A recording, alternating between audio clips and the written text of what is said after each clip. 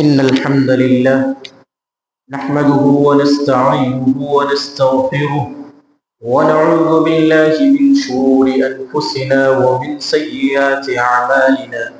من يهده الله فلا مضل له ومن يضلله فلا هادي له، وأشهد أن لا إله إلا الله وحده لا شريك له، وأشهد أن محمدا عبده ورسوله أرسله بالحق بشيرا ونذيرا وداعيا إلى الله بإذنه وسراجا منيرا.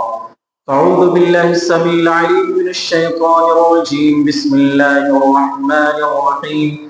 يا أيها الذين آمنوا اتقوا الله حق تقاته ولا تموتن إلا وأنتم مسلمون. يا أيها الناس اتقوا ربكم الذي خلقكم من نفس واحدة وخلق منها زوجها وبث منهما رجالا كثيرا ونساء، واتقوا الله الذي تساءلون به والأرحام إن الله كان عليكم رقيبا. يا أيها الذين آمنوا اتقوا الله وقولوا قولا سديدا يصلح لكم أعمالكم ويغفر لكم ذنوبكم، ومن يطع الله ورسوله فقد فاز فوزا عظيما.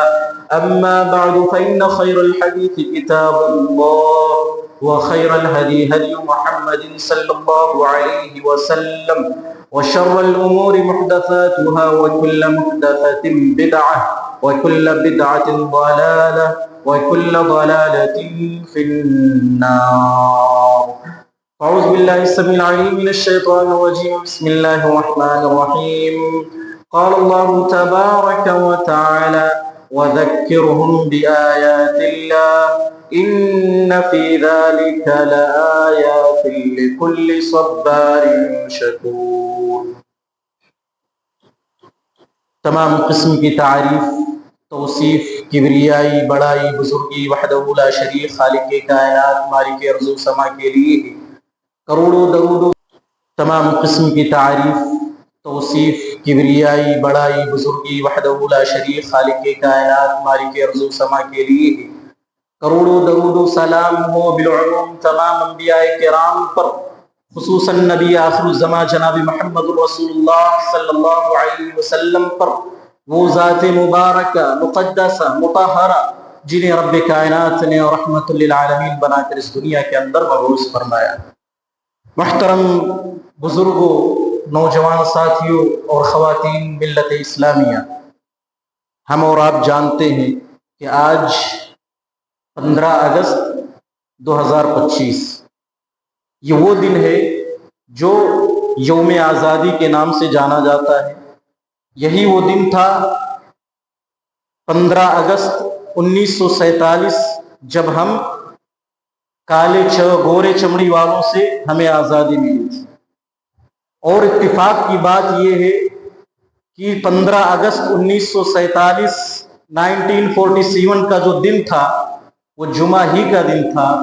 جمعہ ہی کے دن ہمیں اور آپ کو اللہ رب العالمین نے ان انگریزوں سے آزادی عطا کی تھی، اور آج کا دن بھی جمعہ ہی کا دن ہے. محترم حاضرین، اللہ رب العالمین نے سورہ ابراہیم کے اندر ارشاد فرمایا: وَذَكِّرْهُمْ بِأَيَّامِ اللَّهِ، کہ لوگوں کو حادثات کے ذریعے، واقعات کے ذریعے سے نصیحت کرو. إِنَّ فِي ذَلِكَ لَآيَاتٍ لِكُلِّ صَبَّارٍ شَكُورٍ، کیونکہ ان حادثات کے اندر، ان واقعات کے اندر صبر کرنے والوں کے لیے، شکر کرنے والوں کے لیے بہت ہی بڑی نصیحت ہوتی ہے، بہت ہی زیادہ نصیحت ہوتی ہے. تو اسی آیت کے پیش نظر آج کے اس جمعے کا آج کے اس جمعے کا جو موضوع ہے وہ ہے یوم آزادی میں، جنگ آزادی میں مسلمانوں کا کردار. آج پورے ملک کے اندر ہماری جو حالت ہے، یا ہماری جو حالت بنانے کی کوشش کی جا رہی ہے، اور ہمارے طرف یہ کہا جاتا ہے کہ جنگ آزادی میں مسلمانوں کا کوئی کردار نہیں، اور مسلمانوں کو ایک شک کی نگاہ سے دیکھا جاتا ہے، مسلمانوں کو ایک دشمن بنا کر اور دیش کا دشمن، دیش کا غدار بنا کر لوگوں کے سامنے پیش کیا جا رہا ہے. اور تاریخ کو بالکل ہی بدل کر لوگوں کے سامنے پیش کرنے کی کوشش کی جا رہی ہے۔ حالانکہ جب ہم تاریخ اٹھا کر دیکھتے ہیں تو معلوم یہ ہوتا ہے کہ اس وطن عزیز کی آزادی کے لیے سب سے زیادہ اگر کسی نے قربانی دی ہے تو وہ مسلمانوں نے دی، اور مسلمانوں میں سب سے زیادہ اگر کسی نے قربانی دی ہے تو وہ جماعت اہل حدیث کے علماء نے دیا۔ یہ میں نہیں کہتا، یہ تاریخ کی اوراق اس بات پر شاہد ہے۔ لیکن افسوس کی بات یہ ہے کہ ہمارے لوگوں کو اس چیز کا کوئی علم نہیں ہے، ہمارے لوگوں کو اس چیز کے بارے میں کوئی خبر نہیں ہے۔ یہ خبر کیوں نہیں ہے؟ کیونکہ ہم نے تاریخ پڑھنا چھوڑ دیا، ہم نے اپنے ماضی سے اپنا رشتہ بالکل توڑ دیا ہے۔ اگر ہم اپنے ماضی کو یاد رکھتے، اگر ہم اپنے اسلاف سے، اپنے بزرگوں سے، اپنے آباء و اجداد سے اپنا رشتہ مضبوط رکھتے تو ہمیں معلوم ہوتا کہ ہمارے آباء و اجداد نے اس جنگ آزادی کے اندر کس طریقے سے اپنے جانوں کا نذرانہ پیش کیا۔ لوگ بڑی آسانی سے کہہ دیتے ہیں کہ جنگ آزادی میں مسلمانوں کا کوئی کردار نہیں۔ جب گلشتہ کو لہو کی ضرورت پڑی، جب گلشتہ کو لہو کی ضرورت پڑی، سب سے پہلے ہی گردن ہماری کٹی، پھر بھی کہتے ہیں ہم سے یہ اہل چمن، یہ چمن ہے ہمارا تمہارا نہیں۔ یہ بہت ہی آسانی کے ساتھ مسلمانوں کے اوپر الزام لگایا جاتا ہے۔ حالانکہ میں آپ کو تاریخ اگر بتاؤں تو 100-150 سال تک صرف مسلمانوں نے جنگ آزادی لڑی ہے، غیروں کا اس میں کوئی بھی ہاتھ نہیں تھا۔ ہمارے سامنے کون سا تاریخ بیان کیا جاتا ہے؟ ہمارے سامنے 1857 میں جو غدر ہوئی تھی وہ پیش کی جاتی ہے، وہاں سے جنگ آزادی کے تعلق سے ہمیں ہمارے سامنے باتیں پیش کی جاتی ہیں۔ لیکن آپ کو معلوم ہونا چاہیے کہ یہ جنگ آزادی اس سے 150 سال پہلے ہمارے ہی علماء نے سب سے پہلے جنگ آزادی کے لیے انگریزوں کے خلاف جنگ کے لیے فتویٰ دیا تھا۔ وہ کون تھے؟ شاہ ولی اللہ محدث دہلوی رحمت اللہ علیہ، شاہ عبد العزیز دہلوی رحمت اللہ علیہ۔ 1740 کے اندر سب سے پہلے انہوں نے انگریزوں کے خلاف جنگ لڑنے کا فتویٰ دیا تھا، اور سب سے پہلی جو جنگ ہوئی تھی وہ 1757 میں، 1750 میں سب سے پہلے جنگ لڑی گئی، اور وہ بنگال کی سرزمین پر لڑی گئی تھی۔ اس جنگ کے اندر کوئی بھی غیر مسلم شامل نہیں تھا، صرف اور صرف مسلمان شامل تھے۔ 1757 میں سراج الدولہ نے بنگال کی سرزمین پر سب سے پہلے جنگ لڑی، اور اپنوں ہی کی غداری کی وجہ سے، اپنوں ہی کی بے وفائی کی وجہ سے، اپنوں ہی کی منافقت کی وجہ سے سب سے پہلے انہیں وہاں پر شکست ہوئی، وہ وہاں پر ہار گئے۔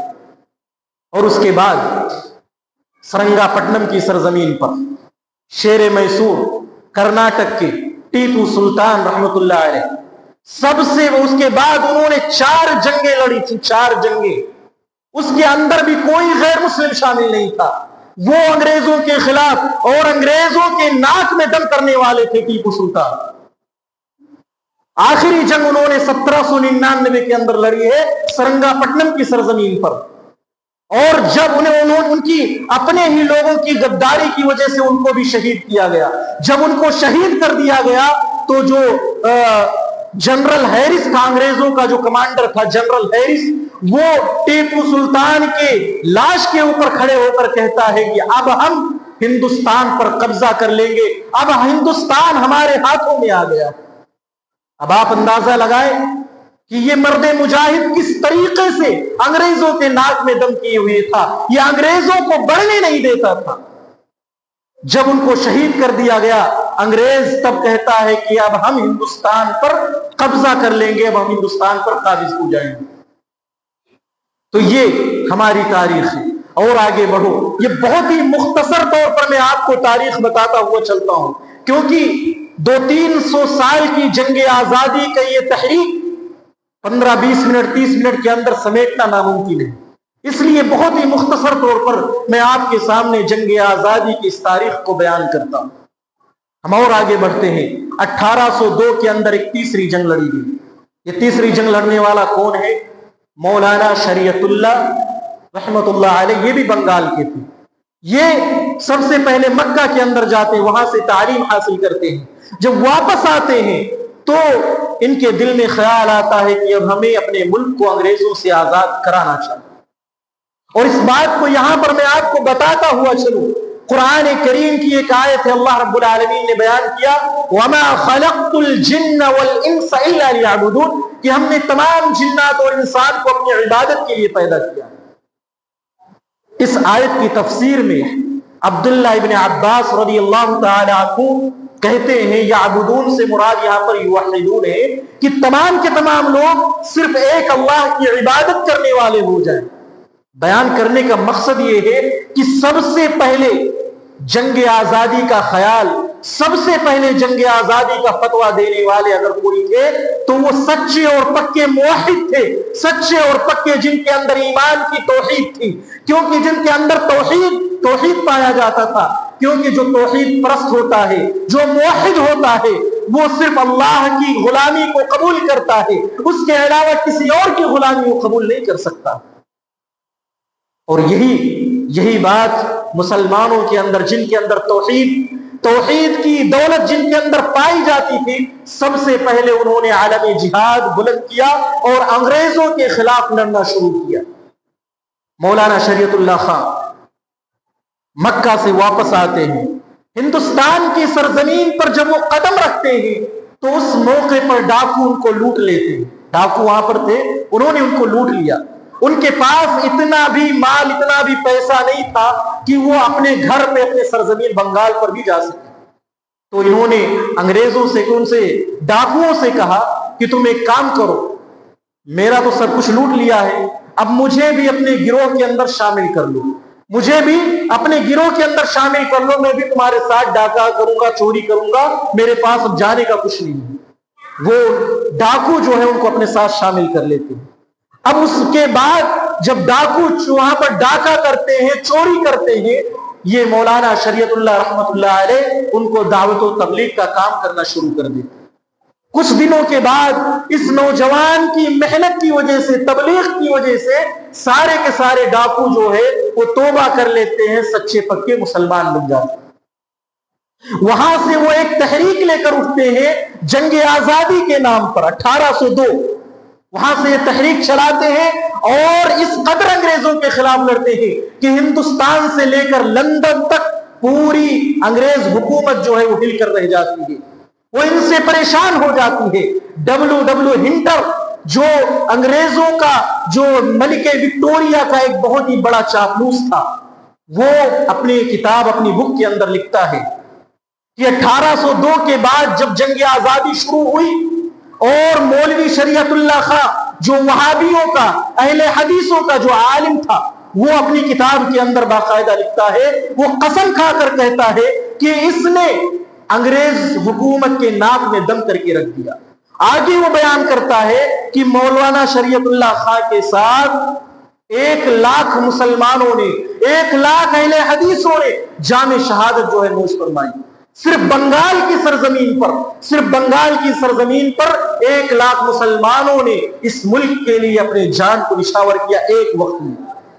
کہ ڈبلو ہنٹر 12 سال ہندوستان کے اندر رہتا ہے اور 12 سال کی رپورٹ وہ جا کر اپنی کتاب کے اندر لکھتا ہے، اور 12 سال کی رپورٹ یہ دیتا ہے کہ 1,00,000 مسلمانوں نے جو ہے اپنے ملک کے لیے اپنی جانوں کو دے دی۔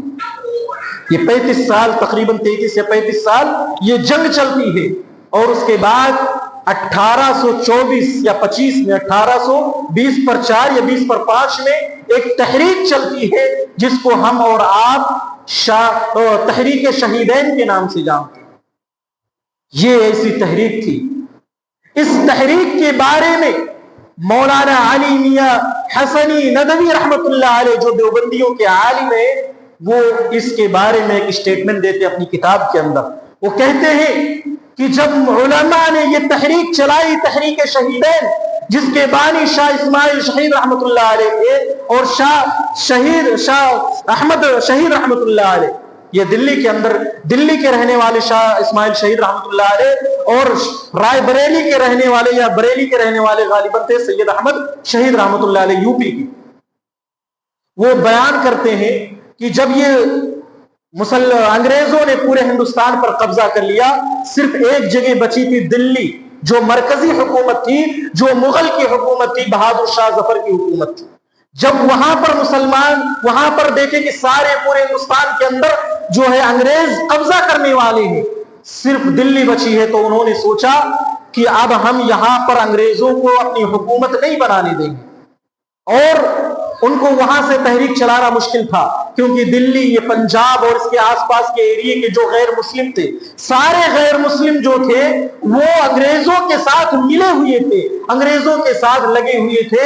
صرف مسلمان ہی ایسے تھے جو انگریزوں کے خلاف لڑائی لڑ رہے ہیں. تو انہوں نے سوچا کہ یہاں سے اب انگریزوں کے خلاف لڑنا مشکل ہے، تو وہ ہندوستان کے بالکل اخیر کے علاقے میں، پاکستان کا علاقہ پشاور، اس کے اوپر، اس کے آگے جا کر وہاں سے ایک تحریک چلاتے ہیں جن کو تحریک شہیدین کے نام سے جانا جاتا ہے. اس کے بارے میں مولانا علی میاں حسنی رضوی رحمۃ اللہ علیہ کہتے ہیں کہ جب علماء نے یہ تحریک چلائی تو ایسا معلوم ہو رہا تھا کہ عرب کی سرزمین سے صحابہ کرام کی ایک جماعت آ گئی ہے، صحابہ کرام کی ایک جماعت ہندوستان کی سرزمین پر آ گئی ہے. علماء کرام کی حالت ایسی تھی. جب یہ تحریک شروع ہوئی، اس تحریک کے اندر اہل حدیث، دیوبندی، تمام مکتب فکر کے علماء جو ہے شامل تھے. اور اس تحریک کے اندر کس کس طریقے سے مسلمانوں کو پریشان کیا گیا. انگریزوں کو یہاں پر جب خبر ملی کہ مسلمان ہمارے خلاف جو ہے تحریک چلا رہے ہیں اور ہمارے خلاف جنگ لڑنے کے لیے وہ ساحلی علاقوں پر، دریا کے کنارے جو علاقے ہیں اس علاقے پر چلے گئے ہیں، تو انہوں نے سارے راستوں کو بند کر دیا اور کہا ان کے پاس کوئی مدد نہیں جانے والی، کوئی ایسا نہیں جو ان کو کوئی مدد پہنچا دے، کھانے پینے کی چیز یا کوئی خبر ان کو پہنچائے. سارے راستوں کو بند کر دیا. مورخین ایک نوجوان کا واقعہ لکھتے ہیں میرے بھائیوں، اس نے ایسی قربانی دی، اللہ اکبر، کوئی اپنے ملک کے لیے ایسی قربانی پیش کر سکتا ہے. وہ نوجوان 17-18 سال کا وہ نوجوان تھا.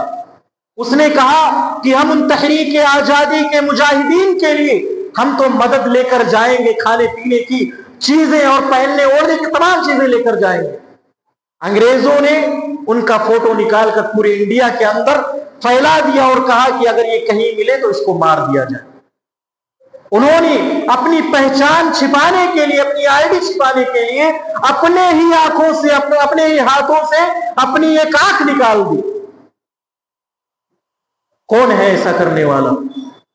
اس جنگ آزادی میں مسلمانوں نے کیسی کیسی قربانیاں دی ہیں.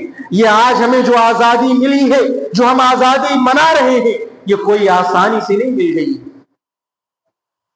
انہوں نے اپنے ہاتھ سے اپنے آنکھوں کو نکال دیا، ایک آنکھ کو نکال دی تاکہ جو انگریز مجھے پہچان نہ سکے. جب وہ آگے جاتے ہیں، انگریز جو انہیں پہچان نہیں پاتا ہے اور وہ مدد لے کر وہاں پر پہنچ جاتے ہیں، لوگوں کو دے دیتے ہیں. ایسے موقع پر ایک شخص تھے یو پی کے غازی پور کے رہنے والے فرزند علی. وہ ان مسلمانوں کی، ان علماء کرام کی مدد کے لیے 2 گھوڑے اپنے ساتھ لیتے ہیں.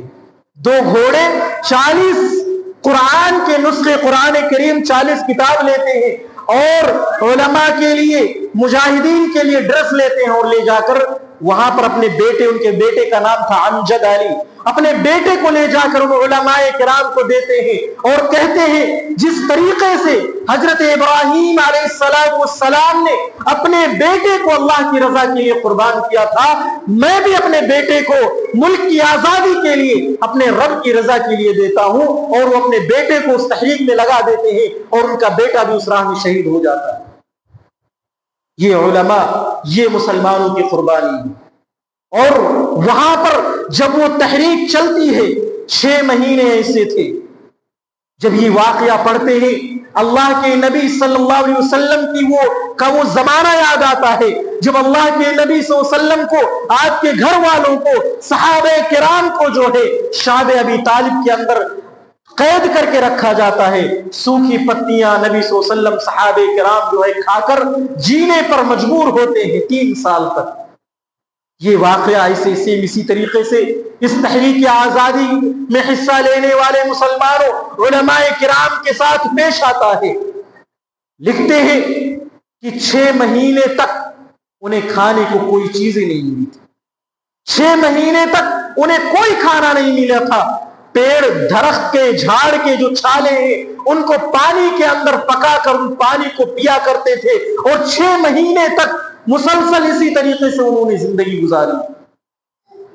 آپ اندازہ لگائیں کہ کتنے مشکل سے انہوں نے اس جنگ آزادی کو لڑا ہے، اس جنگ آزادی، اس آزادی کے لیے جو ہے انہوں نے اپنی قربانیاں دی۔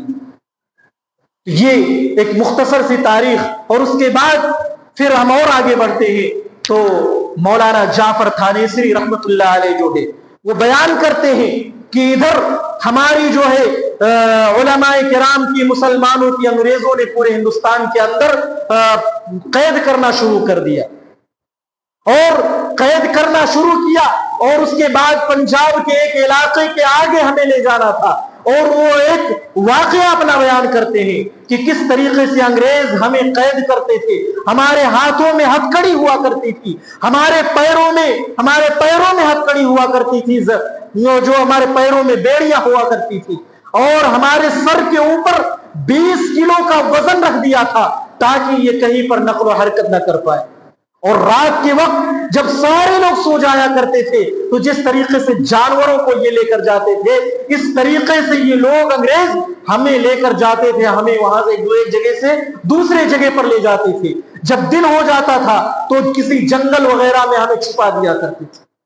یہ بیان کرتے ہیں کہ جب ہم لوگ جا رہے تھے، ہمیں بھوک و پیاس کی شدت اتنی لگتی تھی کہ کسی کا گھر وغیرہ جب ہم دیکھتے تھے تو اس موقع پر ہمارے دل کے اندر یہ تمنا، یہ آرزو پیدا ہوتی تھی کہ کاش مجھے اس گھر سے کوئی پینے کا پانی وغیرہ مل جائے۔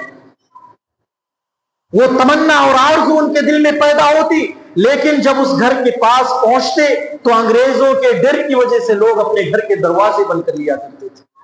وہ آگے بیان کرتے ہیں کہ اس کے بعد ایک سکھ نے ہماری یہ حالت دیکھی، ایک سکھ اپنے گھر سے نکلا اور اس نے ہماری یہ حالت دیکھی اور وہ بے تحاشا رونے لگا، اور جب وہ رونے لگا اس کے گھر والے آتے ہیں، پوچھتے ہیں کیوں رو رہے ہو؟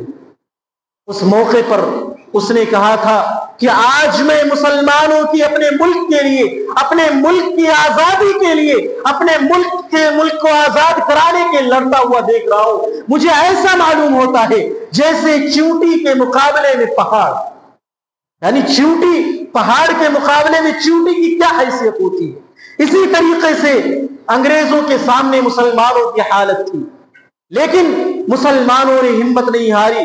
انہوں نے ایک جملہ کہا تھا کہ اے مسلمانوں، تمہاری یہ قربانیاں، تمہاری جو قربانیاں تمہارے ملک کے لیے ہے، اس قربانی کو دیکھ کر میں یہ بات گارنٹی سے کہتا ہوں کہ تمہیں آزادی نہیں مل سکتی، لیکن تمہارے آنے والی جو نسلیں ہیں وہ انشاءاللہ ضرور آزاد ہوں گی۔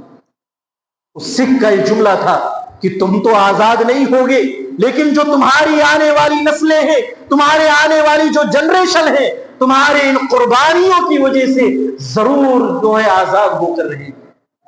میرے بھائیوں، یہ مسلمانوں کی حالت تھی۔ اس کے بعد 1831 کے اندر جمعہ کا دن تھا، بالا کوٹ کے میدان پر مسلمانوں اور انگریزوں کے درمیان لڑائی ہوتی ہے۔ اس لڑائی کے موقع پر یہ جو لیڈر تھے تحریک آزادی کے، شاہ اسماعیل شہید اور سید احمد شہید رحمت اللہ علیہ، ان دونوں کو شہید کر دیا جاتا ہے۔ اس کے بعد 6 مہینے تک یہ تحریک رک جاتی ہے اور سارے کے سارے لوگ جو ہے الگ ہو جاتے ہیں، اہل حدیث ہیں، دیوبندی ہیں، اور جتنے بھی مکتب فکر کے مسلمان تھے سب الگ الگ ہو جاتے ہیں۔ اس کے بعد مورخین لکھتے ہیں 6 مہینے کے بعد جو تحریک شروع ہوئی، اس تحریک کے اندر صرف اور صرف اہل حدیث علماء شامل تھے، کوئی دوسرا اس کے اندر شامل نہیں تھا۔ اس کے اندر صرف اور صرف اہل حدیث علماء تھے۔ اور مولانا عنایت علی صادق پوری رحمت اللہ علیہ اس وقت آپ کے یہیں حیدرآباد میں رہتے تھے۔ رہنے والے صادق پور پٹنہ کے رہنے والے تھے، لیکن اس موقع پر وہ حیدرآباد کے اندر موجود تھے، لوگوں کو دعوت و تبلیغ کرتے تھے، لوگوں کو قرآن و حدیث کی باتیں بتاتے تھے، اور لوگوں سے چندہ وغیرہ کر کر وہاں پر آزادی مجاہدین آزادی کے لیے جو ہے فنڈ وغیرہ بھیجا کرتے تھے۔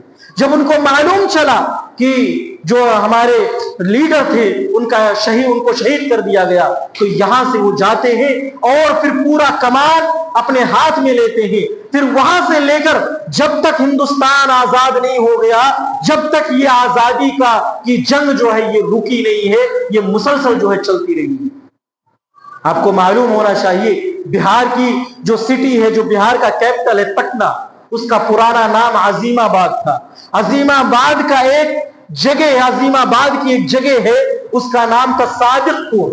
وہاں کے علماء، وہاں کی قربانیاں، وہاں کے لوگوں کی جو قربانیاں ہیں، وہ قربانیاں کیسی ہیں میرے بھائی اور دوستوں، اس کو میں آخر میں بیان کرتا ہوں۔ اس سے پہلے یہ جو صادق پور کے لوگ تھے، مولانا عنایت اللہ صادق پوری رحمت اللہ علیہ یہ بیان کرتے ہیں کہ اس کے بعد، اور مولانا سید علی میاں حسنی ندوی رحمت اللہ علیہ کہتے ہیں کہ جب شہیدین کی شہادت ہوتی ہے، اس کے بعد اہل حدیث علماء نے پورے تحریک آزادی کی ذمہ داری کو اپنے ہاتھوں میں لیا، اور پھر انہوں نے جو قربانیاں پیش کی ہیں، تاریخ اس کی مثال جو ہے پیش نہیں کر سکتی، تاریخ اس کی مثال پیش نہیں کر سکتی ہے۔ ہیری کاٹن ایک انگریز رائٹر ہے، ایک انگریز جو مورخ ہے، وہ اس بات کو لکھتا ہے اور اس بات کو کہتا ہے کہ دلی کے شاہی دروازے سے لے کر پاکستان کے پشاور تک کوئی ایسا اس دلی کے شاہی دروازے سے اور پشاور تک ایک روڈ تھا، اس روڈ کا نام جی ٹی روڈ تھا۔ اس روڈ کے دونوں سائیڈ میں کوئی ایسا جھاڑ، کوئی ایسا درخت نہیں تھا جس پر علماء کرام کو پھانسی نہ دی گئی۔ دلی سے لے کر پشاور تک ہر درخت اور ہر جھاڑ پر علماء کرام کی لاش کو لٹکایا گیا، ان کو پھانسی دی گئی تھی۔ اور آگے بڑھے، ایک ہندو تاریخ، ایک ہندو مورخ لکھتا ہے، ڈاکٹر تارا چند ہندو مورخ ہیں، وہ لکھتے ہیں کہ لوگوں، تم ہندوستان کے اندر اہل حدیثوں کی قربانیوں کو فراموش نہیں کر سکتے۔ اس ہندوستان کو آزادی اگر ملی ہے تو صرف اور صرف علماء اہل حدیث کی وجہ سے ملی ہے۔ وہ آگے لکھتے ہیں کہ صرف اور صرف اہل حدیث لوگوں نے 5 لاکھ اہل حدیث علماء نے اکیلے جنگ آزادی میں قربانی پیش کی۔ کتنے لوگ؟ 5,000، 50,000 نہیں، 5 لاکھ علماء اہل حدیث نے اکیلے جو ہے جنگ آزادی میں اپنی جانوں کا نذرانہ پیش کیا۔ یہ کوئی ہم اپنی طرف سے نہیں کہہ رہے ہیں، ایک غیر مسلم، ایک ہندو رائٹر ڈاکٹر تارا چند نے اپنی کتاب کے اندر اس بات کو نقل کیا، اور اس میں پیش رہنے والے علماء صادق پور ہے۔ جب یہ علماء صادق پور نے جب یہ تحریک سنبھالی، اس کے بعد انگریزوں نے انہیں قید کرنا شروع کیا۔ جب انہیں قید کے اندر وہ ڈالتے اور ان کو پھانسی کی سزا سنائی گئی، 4-5 مہینوں کے بعد، جب 4-5 مہینے گزر گئے، اس کے بعد وہ بیان کرتے ہیں کہ انہیں باہر نکالا گیا تو دیکھتے ہیں کہ ان کی جو ویٹ ہے، ان کا جو وزن ہے، یہ بڑھا ہوا ہے۔ یہ علماء کا وزن جیل کے اندر بڑھا ہوا ہے۔ انگریز پوچھتے ہیں کہ کیا وجہ ہے، تمہارا وزن اتنا کیوں بڑھ گیا ہے؟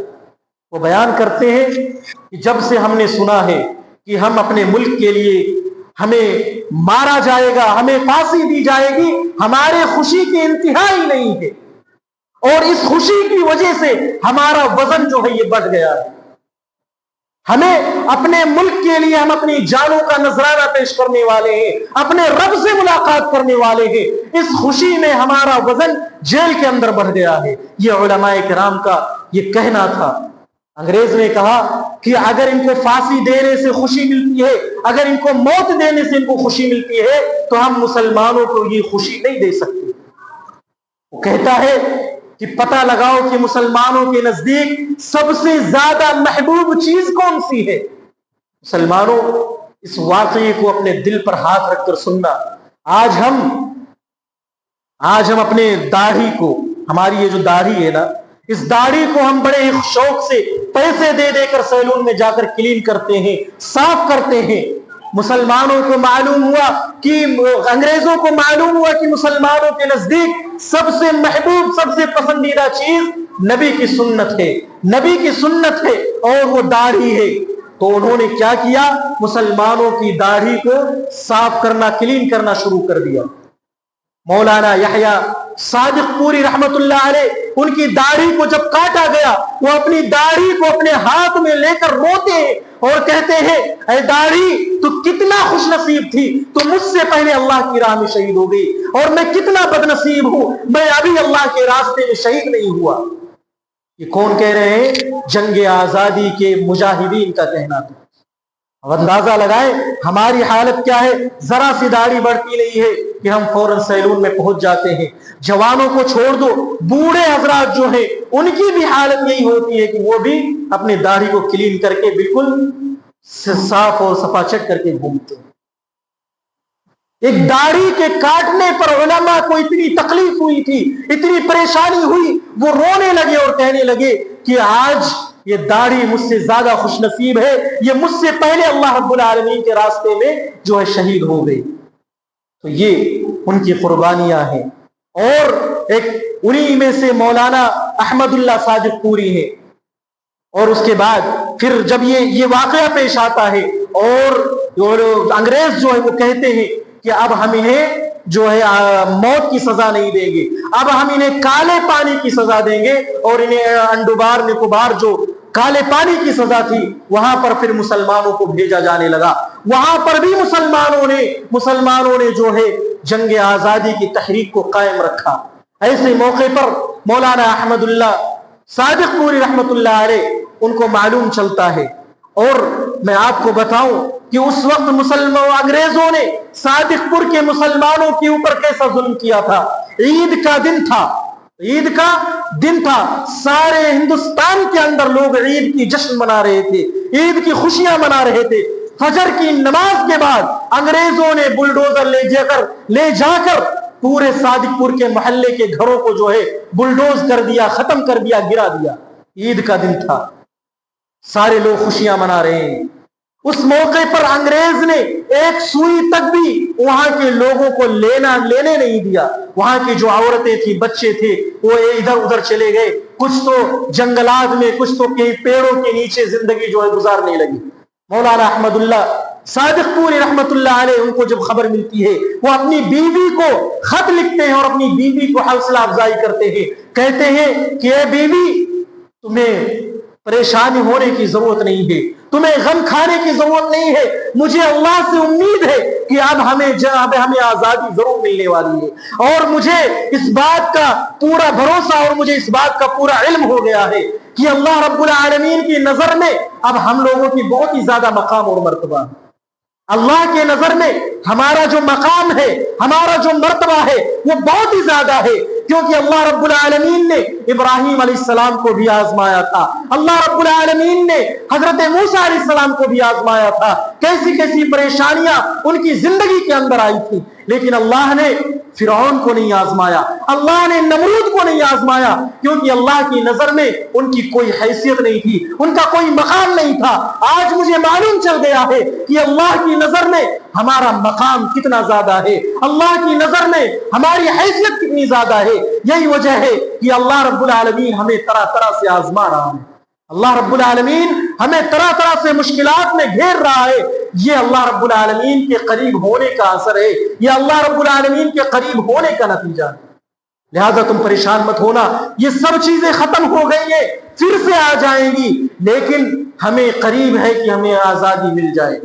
یہ ان کا کہنا تھا میرے بھائی اور دوستو۔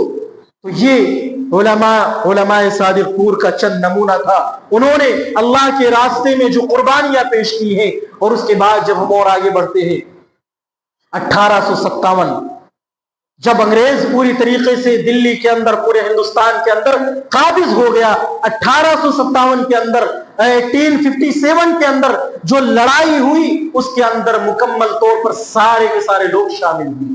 لیکن اس موقع پر بھی میں ایک مرد مجاہد کا ذکر کرنا چاہتا ہوں۔ وہ کون ہے؟ بہادر شاہ ظفر۔ جو آخری مغل بادشاہ تھا بہادر شاہ ظفر، جس کی عمر اس وقت 85 سال کی تھی، 85 ایئرس اولڈ کے تھے، ان کے سامنے ان کے 4 بیٹوں کو ذبح کر دیا جاتا ہے، 4 بیٹوں کو ذبح کیا جاتا ہے، اور ذبح نہیں کرتے ہیں، ان کے سر کو ایک پلیٹ میں، ایک تشتری میں لا کر بہادر شاہ ظفر کے سامنے رکھ دیا جاتا ہے۔ آپ ذرا غور کریں، کسی باپ کے سامنے اس کے 4 بیٹے کو ذبح کر دیا جائے، اور صرف ذبح نہ کیا جائے، اس باپ کے سامنے لا کر بیٹوں کے سر کو رکھ دیا جائے، باپ کے اوپر کیا گزرے گی میرے بھائیو اور دوستو؟ آپ اندازہ لگا سکتے ہیں۔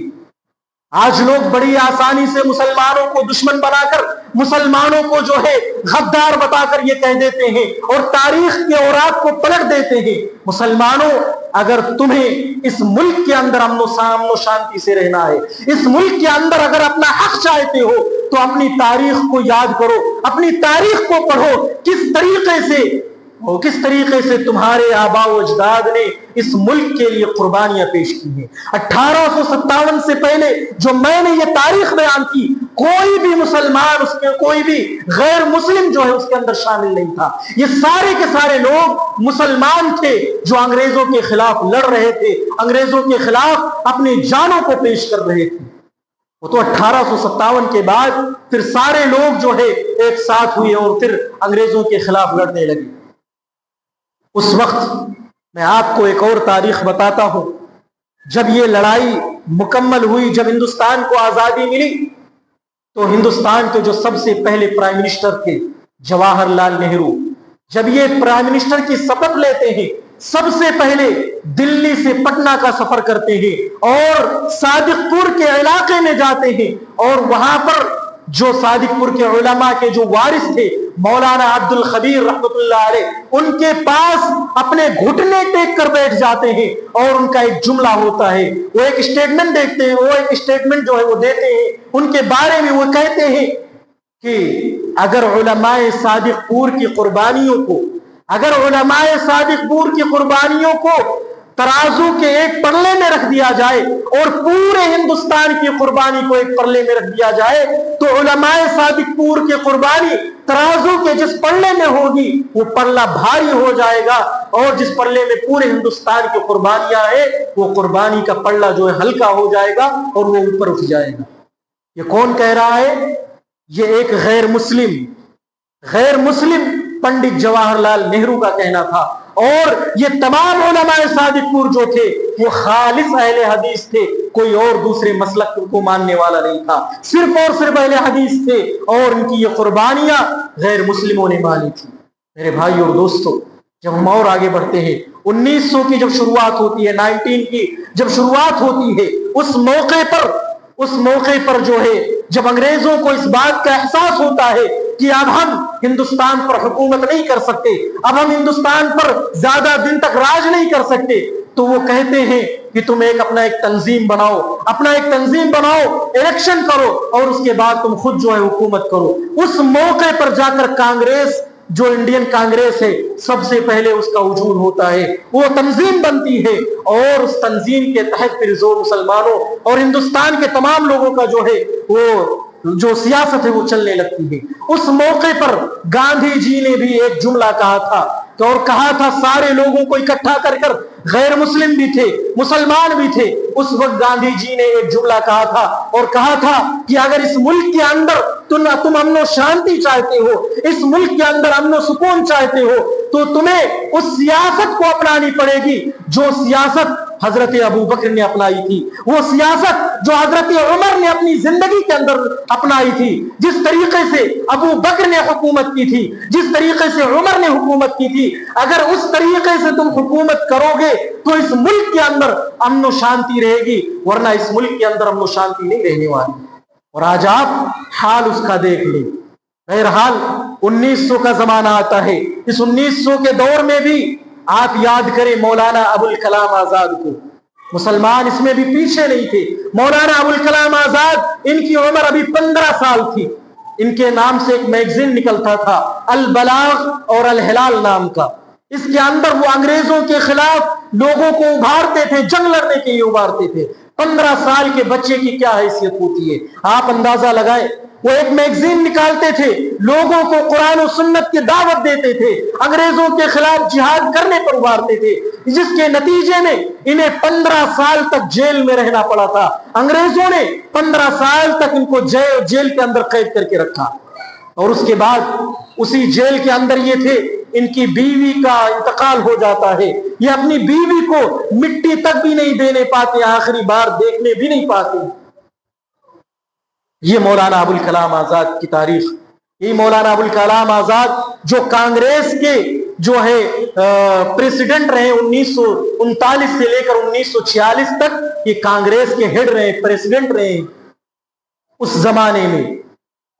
یہ بہت آپ اندازہ لگائیں کہ کس طریقے سے علماء نے اپنی جانیں پیش کی، کس طریقے سے قربانیاں پیش کی ہیں۔ ضرورت اس بات کی ہے کہ مسلمان اپنی تاریخ کو پڑھے، اپنی ہسٹری کو پڑھے۔ اپنی تاریخ کو اگر ہم بھلائیں گے، آپ دیکھیں جب بھی ڈیبیٹ وغیرہ ہوتا، ویڈیو وغیرہ میں دیکھیں تو کس طریقے سے غیر مسلم جو ہے اپنی تاریخ کو اور اپنی ہسٹری کو بیان کرتے ہیں، لیکن جو مسلمان ہوتے کیا کرتے، انہیں معلوم نہیں ہوتا کچھ، وہ خاموش تماشائی بنے بیٹھے رہتے ہیں، وہ خاموش بیٹھ کر تماشا دیکھتے رہتے ہیں۔ کیوں؟ انہیں ان کی تاریخ نہیں معلوم ہے، کس طریقے سے ان کے علماء نے، کس طریقے سے ان کے آبا و اجداد نے قربانیاں پیش کی ہیں، انہیں یہ معلوم نہیں ہوتا۔ جب وہ ہمارے آبا و اجداد نے قربانیاں پیش کی، تب تو غیر مسلمین تو انگریزوں کے تلوے چاٹتے تھے، انگریزوں کے قدم سے قدم ملا کر چلتے تھے، انگریزوں کے ہاں میں ہاں ملاتے تھے، لیکن اس وقت جانیں اگر کوئی پیش کر رہا تھا تو وہ مسلمان پیش کر رہے تھے، مسلمانوں نے اپنی جانوں کا نذرانہ پیش کیا۔ تو ہمیں تاریخ پڑھنے کی ضرورت ہے۔ ہم اگر اپنی تاریخ پڑھیں گے تو ہمیں معلوم چلے گا کہ اس ہندوستان کے اندر ہماری تاریخ کیا ہے۔ اخیر میں اللہ رب العالمین سے دعا ہے کہ اللہ رب العالمین اس وطن عزیز کو امن و شانتی کا گہوارہ بنا دے۔ اللہ رب العالمین اس ملک کے اندر مسلمانوں کی جو حالت ہے، مسلمانوں کی حالت کو بہتر سے بہتر بنا دے۔ اللہ رب العالمین مسلمانوں کو اپنے تاریخ اور اپنے آباء و اجداد سے، اپنے اسلاف سے رشتہ تعلق کرنے، رشتہ مضبوط کرنے کی توفیق عطا فرما۔ آمین وآخر دعوانا الحمدللہ رب العالمین۔ بارک اللہ لنا ولکم فی القرآن العظیم ونفعنی وإیاکم بما فیہ من الآیات والذکر الحکیم۔ اقول قولی ھذا استغفر اللہ لی ولکم ولسائر المسلمین۔